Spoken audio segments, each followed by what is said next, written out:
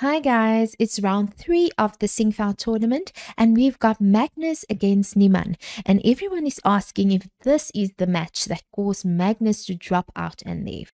I prefer really not to speak. If I speak, I am in big trouble.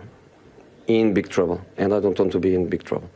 But anyway, let's get into the game. In the game we have a Nimzo Indian defense on the board, and here the most common variations are f3, the mock variation, or e3, the normal line, or queen to c2, the classical variation. But in the game, Magnus went g3, the Romancian variation, and Hans castles, and we get bishop to g2, putting the bishop on a nice diagonal. And Magnus hits the bishop, and we get takes and takes and takes, and knight to f3, developing and preparing to castle. c5 from Hans, and we get castles and takes and takes. And Hans develops, hits the queen, and gives back the pawn. Queen takes, and Magnus pins the knight to the queen, and we get the bishop gets hit, but Magnus first plays the intermediate rook to d8, hitting the queen, and another intermediate move, bishop to e6, hitting Magnus's queen as well. So both queens and a bishop currently hanging, and we get takes and takes. So queens coming off the board, and rook takes, and rook recaptures, and Magnus taking the side rook so that Hans's rook can be in the corner away from everything. Knight comes off as well. Pawn takes, so double F pawns for Hans, activating the king.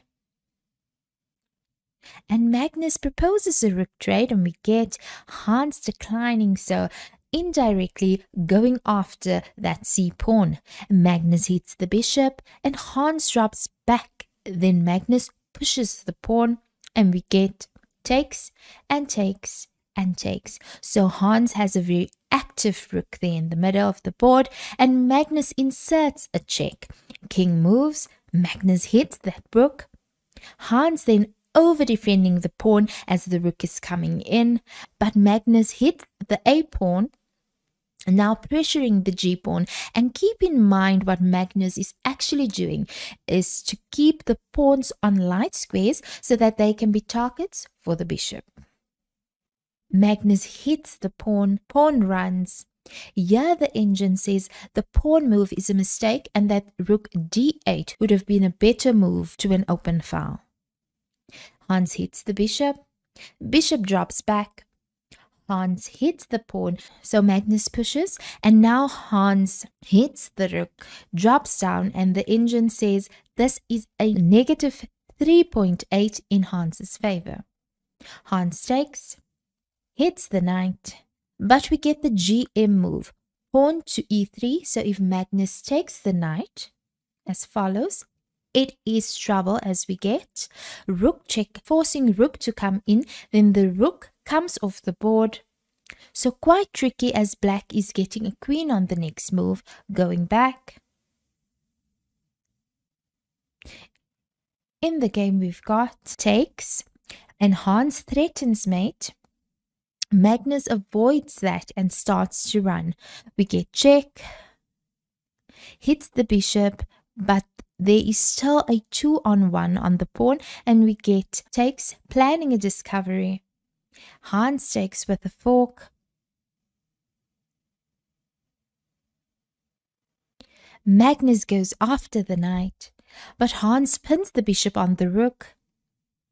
Magnus gets out of the pin with a check, and we get a phenomenal blunder to d7. Engine actually wanted him to hit the knight and essentially trade pieces. We get a check with a discovery on the rook, and we get takes and fork, winning back the rook. Here Magnus fixes the pawns on the light squares so they can become targets for his light squared bishop, as mentioned earlier on. We get a fork, and here Hans starts gobbling up the pawns with his knight.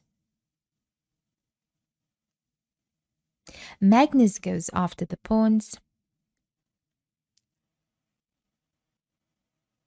but Hans just in time with his knight, and it's negative 53 in Hans's favor, and Magnus still played a couple of moves. Magnus just resigned on move 57 as he cannot stop the pawns. So what a nice game from these two players. I hope you guys enjoyed the video. Don't forget to like and subscribe.